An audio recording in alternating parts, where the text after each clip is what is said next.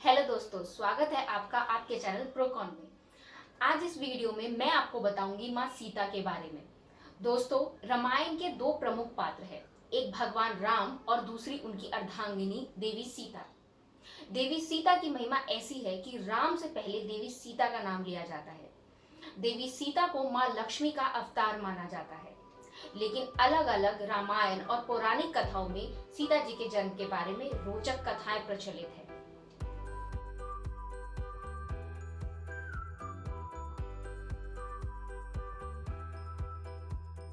हिंदुओं के महाग्रंथ रामायण और रामचरितमानस पर कई टीवी सीरियल का निर्माण हो चुका है। इन तमाम सीरियल्स और ग्रंथों से हमें यही जानकारी मिलती है कि सीता मिथिला नरेश राजा जनक की बेटी थी। हालांकि राजा जनक को वे धरती की गोद से मिली थी, लेकिन उन्हें राजा जनक की बड़ी पुत्री होने का दर्जा मिला। इस सच्चाई से अलग एक और सच है, जिसके मुताबिक सीता लंका नरेश रावण की पुत्री है। आपको बेशक इस बात पर यकीन ना आए, लेकिन सच यही है। तो चलिए दोस्तों, जानते हैं कि क्या वाकई में सीता रावण की बेटी थी, और अगर ऐसा था तो क्यों रावण अपनी ही बेटी से विवाह करना चाहता था। लेकिन इससे पहले, अगर अभी तक आपने हमारे चैनल को सब्सक्राइब नहीं किया है तो पहले सब्सक्राइब कर लें और साथ ही बेल आइकन को प्रेस करना ना भूलें। दोस्तों, वैशाख मास की शुक्ल पक्ष की नौवीं तिथि वो तिथि है जब देवी सीता जनक को प्राप्त हुई थी। इसलिए इस तिथि को जानकी नवमी या सीता नवमी के नाम से जाना जाता है। सीता के विषय में रामायण और अन्य ग्रंथों में जो उल्लेख मिलता है, उसके अनुसार मिथिला के राजा जनक के राज में कई वर्षों से वर्षा नहीं हो रही थी। इससे परेशान होकर जनक ने ऋषियों से विचार किया।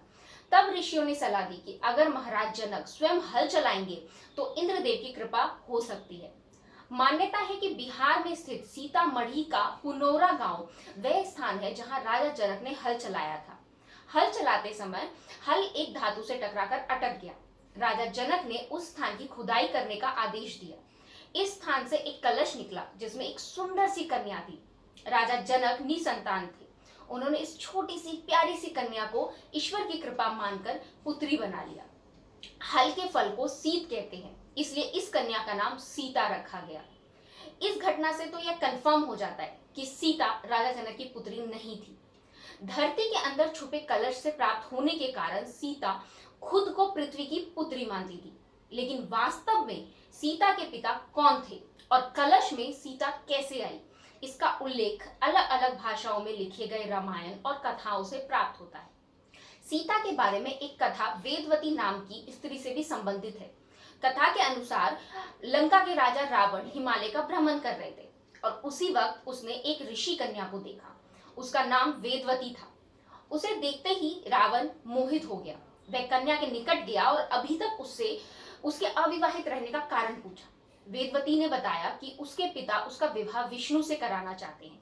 वेदवती के पिता की इस इच्छा से क्रोधित होकर शंभु नामक दैत्य ने सोते समय उनके पिता की हत्या कर दी और उनकी माता ने भी पिता के वियोग में उनकी जलती चिता में कूदकर अपनी जान दे दी। इसी वजह से यहाँ वह अपने पिता की इच्छा को पूरा करने के लिए तपस्या कर रही थी। रावण ने शुरू में वेदवती को प्यार से फुसलाने की कोशिश की, लेकिन उनके नहीं मानने पर रावण क्रोध से भर गया और अपने दोनों हाथों से वेदवती के बाल पकड़कर उसे अपनी ओर खींचने लगा। इससे क्रोधित होकर उस कन्या ने दशानन को श्राप दिया कि मैं तुम्हारे वध के लिए फिर से किसी धर्मात्मा पुरुष के पुत्री के रूप में जन्म लूंगी और तुम्हारी मृत्यु का कारण बनूंगी। और ये कहकर वेदवती अग्नि में समा गई। अद्भुत रामायण के अनुसार त्रेता युग में जब लंकापति रावण तीनों लोकों पर अधिकार की चाह के लिए तप कर रहा था, तब उसके तप से उत्पन्न तेज के कारण सारा संसार जलने लगा। इससे चिंतित होकर तमाम देवगण ब्रह्मा जी के पास पहुंचे और उनसे संसार को बचाने के लिए प्रार्थना करने लगे। तब ब्रह्मा जी रावण के पास पहुंचे और उससे वर मांगने को कहा। रावण ने कहा कि मुझे अमर होने का वरदान दीजिए। ब्रह्मा जी ने अमरता का वरदान देने में असमर्थता जताई।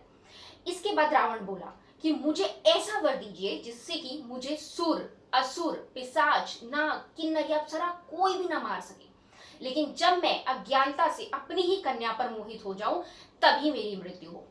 रावण को यह वरदान देकर ब्रह्मा जी ब्रह्मलोक चले गए। ब्रह्मा जी के वरदान पाकर रावण खुद को सर्वशक्तिमान मानने लगा। दोस्तों, अद्भुत रामायण में लिखा है कि गृत्समद नामक एक ब्राह्मण था। वह मां लक्ष्मी को पुत्री के रूप में पाने की कामना रखता था।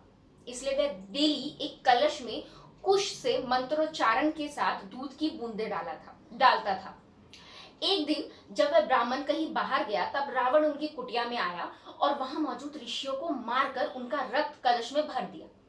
यह कलश लाकर रावण ने मंदोदरी को सौंप दिया और कहा कि इसमें विष है, इसे छुपा कर रख दो। इसके बाद रावण का आतंक लगातार बढ़ने लगा। उसने दानवों, यक्षों, गंधर्वों की कन्या का अपहरण कर लिया और मंदराचल, हिमवाम और मेरु वनों में रहने लगा। मंदोदरी को यह सब अच्छा नहीं लगा और एक दिन उसने ऐसे जीवन को त्यागने के बारे में सोचा और कमंडल में रखा विषैला रक्त पी लिया। उस कमंडल में अभिमंत्रित दूध के कारण मंदोदरी गर्भवती हो गई। ऐसे में उसे लगा कि रावण यहाँ कई सालों से नहीं है। यदि उसकी संतान हुई तो महल की स्त्रियां उसके चरित्र के बारे में भला बुरा कहेंगी। इस डर से मंदोदरी तीर्थ यात्रा की बात कहकर विमान से कुरुक्षेत्र आ गई। वहां उन्होंने एक कन्या को जन्म दिया और इसे एक कलश में रखकर जमीन में दफना दिया। यही कन्या कुछ समय बाद राजा जनक को खुदाई के दौरान मिली। चूंकि रावण को इस बात का आभास नहीं था कि उसकी कोई कन्या भी है, इसलिए वो अज्ञानतावश अपनी ही पुत्री सीता पर मोहित हो गया और उसकी यही भूल उसकी मृत्यु का कारण बनी। और सीता के पति श्री राम ने मनुष्य रूप में जन्म लेकर उसका वध किया। अद्भुत रामायण की इस कथा से यह तो स्पष्ट है कि सीता की मां मंदोदरी थी। मंदोदरी का पति होने के कारण रावण सीता का पिता था। इस प्रकार मां सीता रावण की बेटी थी और भले ही अज्ञानता के कारण ही सही, पर रावण ने अपनी ही बेटी का अपहरण किया था। कहा जाता है कि रावण जैसे ज्ञानी को अपने मृत्यु का कारण पहले से ही पता था। विष्णु के अवतार श्री राम के हाथों उद्धार पाने के लिए रावण ने यह पाप किया था।